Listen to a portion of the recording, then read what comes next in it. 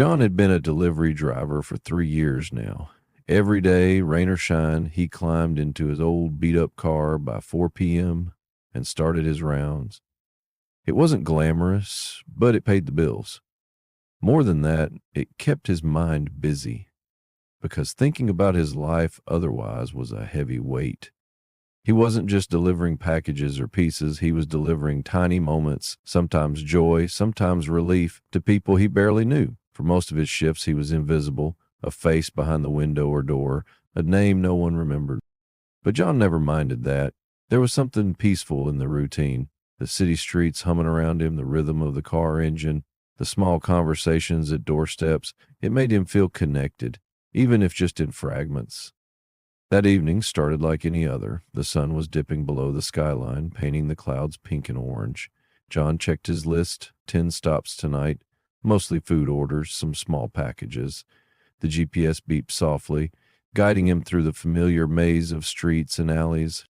At the fourth stop, a small apartment block on Maple Street, John rang the buzzer for apartment 306. The door clicked open and he carried the large pizza box inside.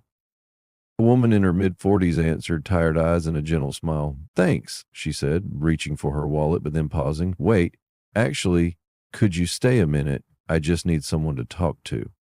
John blinked, caught off guard. Delivery drivers weren't counselors, but he nodded slowly. "Sure, if you want." The woman invited him inside. The small apartment smelled faintly of old books and coffee. She sat down heavily on a worn-out couch. "My name's Helen," she said, voice cracking slightly. "I'm going through a rough time. My son's been missing for 2 weeks. No one's found him." John's heart clenched. He wasn't sure what to say. "I'm sorry. I don't know what to do, but—" Helen shook her head, a tear rolling down her cheek. "I don't want a miracle. I needed someone to hear me." John sat down across from her, quiet and listening. That moment was different. It wasn't part of his routine, not something he expected or trained for. But it stayed with him as he went back into the night, carrying his last deliveries with a little more weight in his chest. John left Helen's apartment with a heaviness he hadn't expected.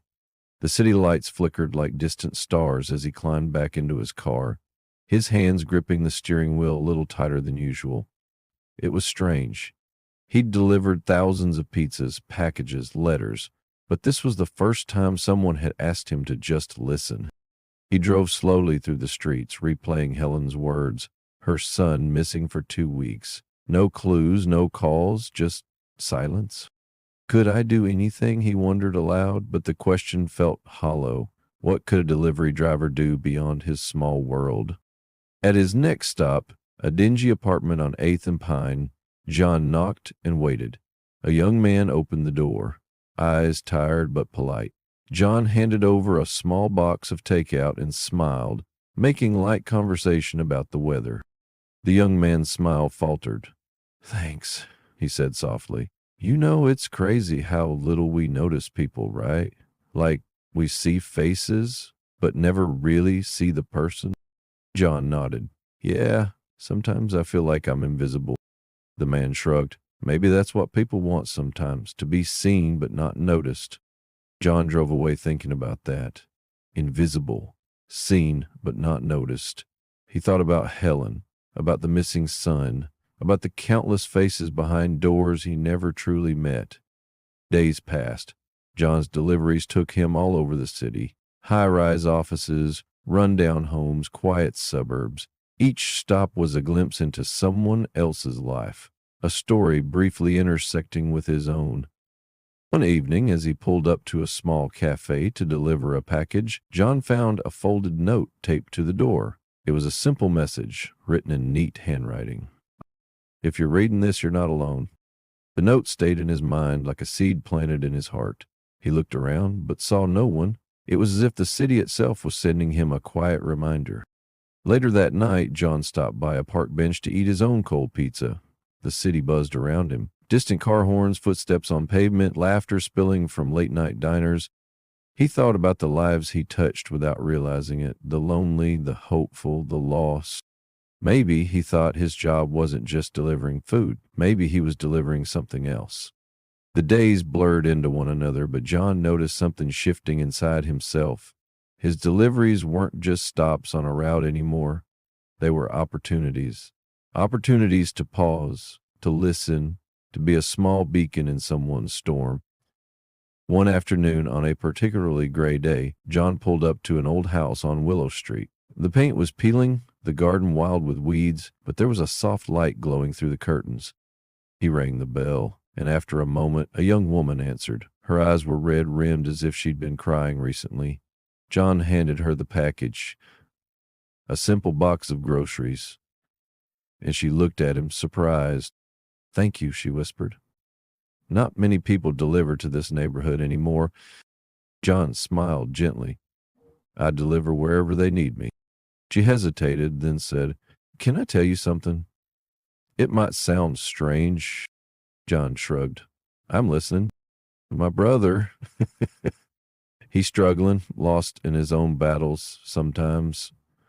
I don't know if he'll make it. John's chest tightened again. The missing son, Helen, the man on Pine Street, they all seemed connected by invisible threads of struggle and pain. "Have you tried talking to him?" John asked softly. She nodded. "Every day. But sometimes it feels like my words just disappear." John thought about Helen's plea to be heard. Maybe sometimes just showing up was enough. "Keep trying," he said. "Sometimes the smallest light can break the darkest night." The woman smiled, a fragile but real light flickering in her eyes. "Thank you. You don't know how much that means." Back in his car, John felt a strange warmth. Maybe he was more than a delivery driver. Maybe he was a quiet lifeline, delivering not just food or packages, but hope. As he drove away, he didn't notice the young woman watching from the doorway, clutching the groceries like a lifeline. John's nightly rounds became something more than work. He started noticing the little things, the hurried steps of a tired mother, the hesitant smile of a lonely old man, the quick glance of someone hiding tears. One evening, after dropping off an order at a small apartment building, John spotted a flyer taped to a lamppost. It was a missing persons notice, a young man named David, last seen near the neighborhood where Helen lived. John's heart skipped. Could it be Helen's son? He'd never asked for details beyond the basics, but now the pieces clicked together. He took a photo of the flyer and kept it in his phone. Maybe he could help, somehow. The next few days, John found himself paying closer attention during his deliveries in that area. At one apartment, he found a crumpled note on the doorstep, half hidden under the mat. "I'm scared, but I'm still here." John's breath caught. Whoever had left the note was reaching out, and he realized maybe his role was to be the one who saw these silent calls for help. One night, after finishing his deliveries, John stopped by a late-night diner. He sat at the counter, nursing a cup of coffee, his mind racing. He thought about Helen, the young woman on Willow Street, the flyer for David, the hidden note. It wasn't just coincidence. There was a story unfolding around him, a story of invisible struggles. And maybe, he thought quietly, he could be part of the solution. John started carrying a small stack of handwritten notes with him, messages of hope, encouragement, and kindness. Whenever he sensed someone needed it, he'd slip a note along with their delivery. "You are not alone. Keep fighting. Your story isn't over. Someone believes in you." The reactions were subtle but real. A tear, a soft smile, a whispered thank you. One evening, as John delivered a pizza to a small apartment complex, a young man opened the door. His eyes were tired, but he looked up at John and said, "Hey, I found your note." John blinked. "You did?" The man nodded. "It stopped me from giving up that night. I was going through hell, but your words, they helped." John swallowed hard. "I'm just a delivery driver. I didn't know." "Sometimes that's all it takes," the man said before closing the door with a hopeful smile. Weeks passed, and the city around John buzzed with stories he never imagined he'd be part of. He heard from people who had read his notes, from Helen, who finally found her son safe after a community search sparked by a neighbor who had seen one of John's messages. John's small acts had created a ripple, unseen by most, but powerful enough to change lives. One night, after a long shift, John sat alone on a park bench, looking up at the stars. The city lights blinked softly around him. He realized something profound. He didn't need to be famous or rich to make a difference. Sometimes being seen, truly seen, was enough. Finally seen. Word of John's kindness spread quietly through the neighborhood. A local news station caught wind of the story and featured him in a short segment titled "The Delivery Driver Who Delivers Hope." John never sought recognition, but he accepted the chance to tell his story, hoping to inspire others. On camera, he said simply, "I'm just doing what anyone can do. Listen, care, and never underestimate the power of a small act." The video went viral, shared millions of times. John kept delivering not just pizza or packages, but hope, one note at a time.